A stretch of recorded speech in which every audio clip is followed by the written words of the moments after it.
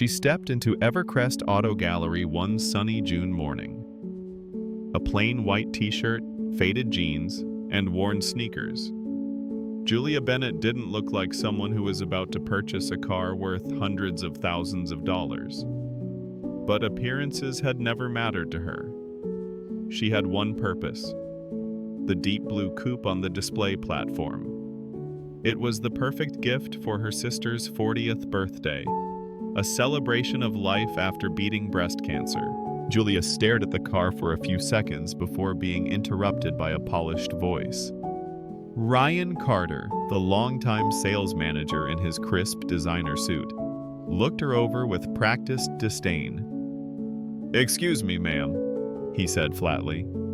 "The used cars are located in the other building." Julia calmly pointed at the vehicle. "I'd like to see the interior of that one." Ryan smirked and spoke as though addressing a child. "That's a limited edition Azure Coupe. It's not available for public viewing, appointments only." It wasn't the first time Julia had been judged by appearances. She had spent years working in special education before founding the Bennett Foundation, a nonprofit that had raised millions for children with disabilities across the country. But she rarely mentioned that. Modesty was her choice. A young salesman named Leo approached with an apologetic smile. "If you'd like, I'd be happy to tell you more about the vehicle." She nodded. "Thank you, I'd appreciate that." As Leo described the car's features with enthusiasm, Julia noticed Ryan escorting a wealthy-looking couple, the Whitmans, directly to the very same vehicle. She watched Mrs. Whitman settle into the seat as Ryan opened the door with flair. Julia approached again and spoke clearly. "I'm still interested in purchasing this car," Ryan frowned. "Ma'am, this car is being shown to serious clients. If you're just browsing, perhaps it's best to return when..." "I'm prepared to make a full cash payment today," she said calmly. The showroom fell silent. Ryan's face contorted into disbelief before bursting into a scoff. "A cash purchase? Ma'am, this isn't a flea market. This car cost nearly $300,000. Julia remained composed. "I believe my money is as good as anyone's." Ryan stepped closer, tone growing colder. "Let me be clear. You're wasting my time and making a scene. If you want to talk seriously, come back dressed appropriately." The dealership owner, Samuel Hayes, arrived just as the tension peaked.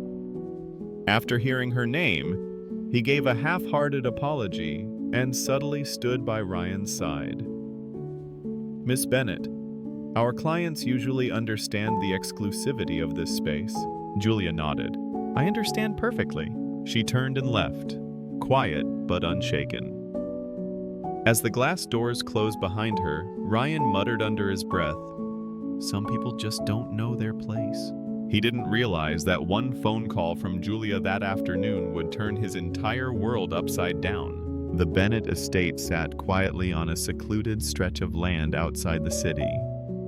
Inside his home office, Ethan Bennett, Julia's husband and founder of Viridian Renewable Tech, paused his work the moment she entered. "What happened?" he asked gently. Julia recounted the experience, the condescension, the assumptions, the blatant disrespect. Not for herself, she could handle it, but for everyone else who got treated like they didn't belong, simply because they didn't look the part. Ethan listened silently, then asked, "So, what do you want to do?" "At first, I thought I'd just move on, buy the car somewhere else, but that young salesman, Leo, he treated me with kindness, and Ryan, he needs to learn. Ethan smiled thoughtfully. "I think I have just the idea. Not revenge, education." That evening, he made a few phone calls. To his assistant, to his chauffeur, to a few associates. He wasn't buying the dealership, but what he had planned would ensure no one at Evercrest Auto forgot what happened. The next morning at precisely 10:17 a.m., a stunning Rolls-Royce Phantom in custom midnight blue pulled up in front of the dealership. The sunlight gleamed off its flawless finish. A sharply dressed man stepped out. Ethan Bennett. Ryan rushed to greet him. "Good morning, sir." What an honor to welcome you to Evercrest Auto. I'm the sales manager here. Can I show you our newest models? Ethan spoke with polite calm. I'm here for a specific car, the Azure Coupe, midnight blue. Ryan grinned. An excellent choice. You're lucky. It's still available. My wife was here yesterday. She picked it. Your wife, I don't recall. You saw her, white t-shirt, jeans. You told her to go look at used cars. The color drained from Ryan's face. There must be some misunderstanding. Leo, who had overheard, stepped up. No misunderstanding. She was dismissed because of how she looked. Ethan turned to Samuel Hayes, now approaching. I was planning to replace our company's fleet, 7 vehicles, but after yesterday I'm reconsidering. Samuel's voice shook. We're terribly sorry, Mr. Bennett. This doesn't reflect who we are. Ethan folded his arms. Then prove it. Ryan should volunteer at my wife's foundation, not as a guest, as staff. Help the children, learn something real. Ryan's mouth opened in shock. Volunteer? Ethan nodded. Carry chairs, assist in sports, serve without title. He turned to Leo. You'll handle the purchase. Start with the coupe. Leo straightened up. It would be an honor, sir. A month later, the Grand Solace Hotel sparkled under the lights of the Bennett Foundation's fundraising gala.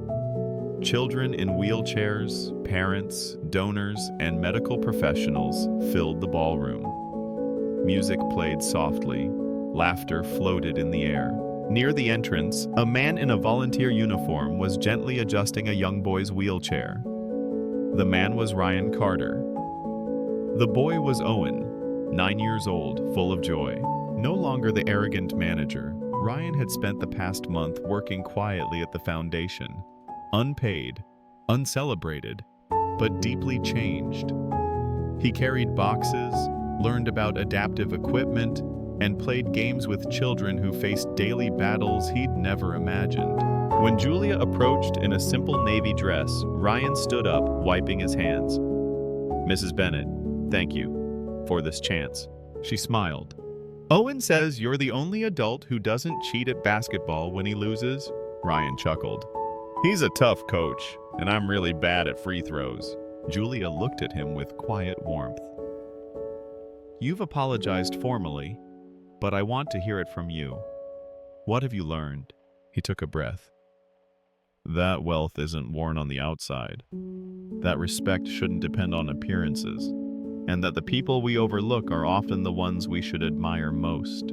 She nodded. A costly lesson. Worth every cent, Ryan said, voice firm. Ethan joined them. I've heard good things. Leo tells me you're helping retrain your team. I'm trying, Ryan replied. Still learning. Well, Ethan said, we still need those 7 vehicles. If you're up for it, you and Leo can handle the deal. Ryan blinked. After everything? Because of everything, Ethan said. Because you're not hiding from the truth. From across the room, Owen waved. Mr. Ryan, I need a referee. Ryan looked at Julia and Ethan. Permission to return to duty? Granted, Julia laughed. But watch out, Owen's brutal with rules. That night, as Ryan wheeled Owen toward the photo booth, the boy grinned. You're actually pretty cool for a grown-up, you know? Ryan smiled, deeply, genuinely. Coming from you, Owen. That's the best compliment I've gotten in a long, long time.